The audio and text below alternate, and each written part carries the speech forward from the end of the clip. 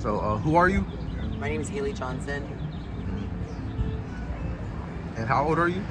I'm 39 years old. Okay. And where were you originally born? Where away? Where were you originally born? I was born in Vernon, Texas, Will Barker County. Okay. Yeah. Came out here when I was about like 8 years old. Okay. So, what's life like living on the streets of Bakersfield?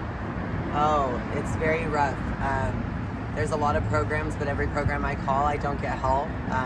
It seems like they do interviews and then they give me a bus pass, and that's it. I'm fleeing domestic violence.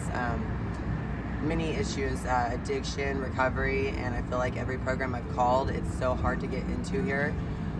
When I tell them my troubles, my trials and tribulations, all I get is a bus pass handed to me. I don't actually get help or anywhere to go.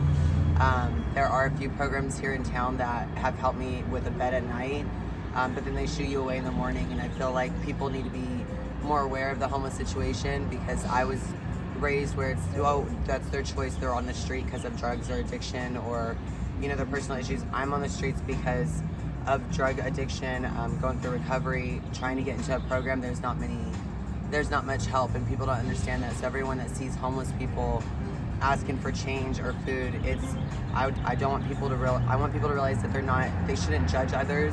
They should just help if they have it, instead of thinking, oh no, they're gonna go spend it on that. Just help people to be a better place.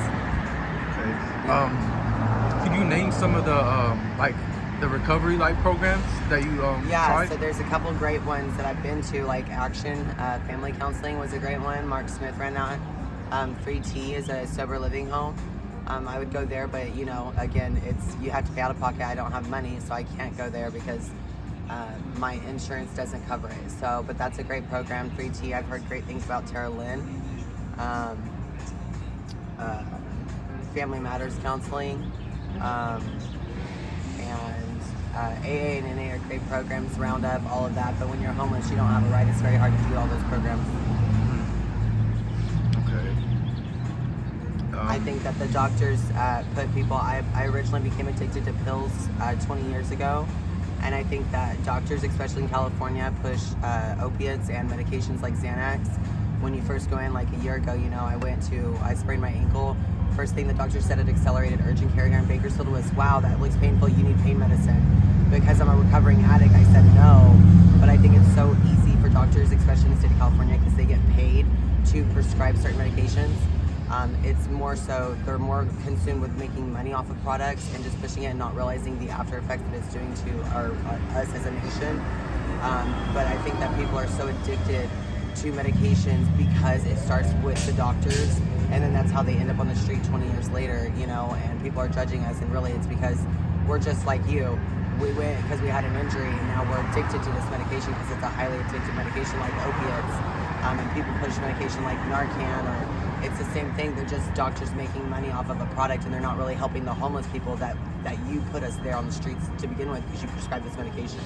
You know, they have all the medication or all the money in the world to support doctors and say, hey, push this new opiate or push this new benzo, you know, instead of saying, hey, look at all the people we've put on the streets because we paid these doctors to do that. And people don't understand that, you know. So if you really want change in the world, you got to see where it starts at, which is the doctors and the medications and the pharmaceutical products and all these companies, instead of just saying, oh, we have a problem and posting it on TV, and then recording homeless people and actually doing something for the homeless people, not doing companies or sober livings, actually helping the people in the streets. You know, that then you'd actually see a change in the world.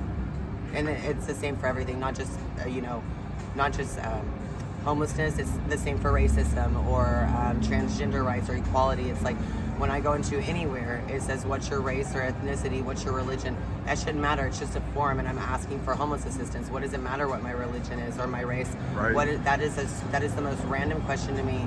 And I grew up in an environment where, you know, there was a lot of racism just because of the way we were raised, or the people, not way we were raised, but just people's ideas. You know, it's like, it's never going to change unless people actually talk about it and they're not scared.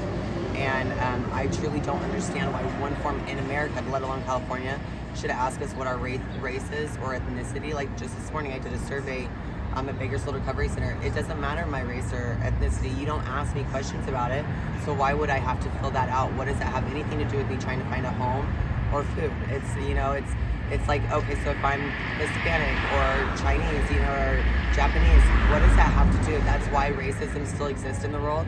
That's why I believe. That's why we do, California does 52% of Hispanics ask for EBT. What does that matter? We're all human. We were all born, we're all blessed by God. What does it matter what the color of our skin is or who we worship, our higher power? That shouldn't matter. That's exactly why the world will never change until people realize that this question is so random and stupid and means nothing. It's how are you affected by being homeless and how can I help you? It has nothing to do with the color of my skin or who I worship, And I truly don't feel like that should be questioned on any paper in the world anywhere. Yeah, I agree. Until people actually realize that and make a change, or doctors make a change and actually help the people that they made addicted to medication, it's never going to change and the world's going to always have issues, Okay, and I got one more question for you. Any advice you would like to give to the viewers? So my advice is I have a child right now that I'm desperately trying to find and see, and I feel like the court system again is corrupt, and now I can't even if I could get her back, I'm homeless, because of everything and my actions too. I'm responsible for being addicted, so it's like I wish that I want my daughter's name's Jolene Nicole Clark, my little Jay-Z, my Jaybird. She means the world to me, and I want her to know that, because her father I text, I don't get responses back, and I'm a great mother. I just raised my child, and I feel like the court system has completely harmed me, and because of doctors and pharmaceuticals and the programs here in California, it is an uphill battle and struggle, and I wish that the police cared. I wish that court systems cared. I wish that doctors cared more about people, but I want my daughter to know that I'm fighting for her, and I will never stop until the day I die, because she's worth it. And no matter how many times I message her father or try and get into a program or anything, I want her to know above all that she is my number one, and I will get her back one day. And then I think that people should focus more on our real world problems and co-parenting even, and supporting one another and lifting each other up, instead of just always showing hate or what is your religion or are you homeless, and like you're doing out here asking why. That's what's going to change the world, because then it changes our heart, right? If we were raised a certain way, we're not going to know until we get out there on the streets and we actually care about people. When you don't care about people and you just care about the money side of it, the world's never going to change, and people are always going to be hateful, and I don't agree with that. So my message is I wish everybody was kinder, more loving, and compassionate. And if one person every day going to work, made a peanut butter and jelly and handed it to someone that they saw on the street, we would not have hunger. We would not have homelessness even, because they're not worried about, God, I'm so hungry, where can I go get my food, instead of laying down their head at night, where am I going to sleep tonight? It's actually people helping, and there's so many millionaires in the world that they could actually be doing real change, instead of, what Lamborghini am I going to go buy next? I just wish people were more kinder and realize that we only have one life, and you should show compassion and love, because you only get one life, So that would be my message. All right, beautiful. Thank you for doing this, Jeremiah. I appreciate it. All right, I appreciate you.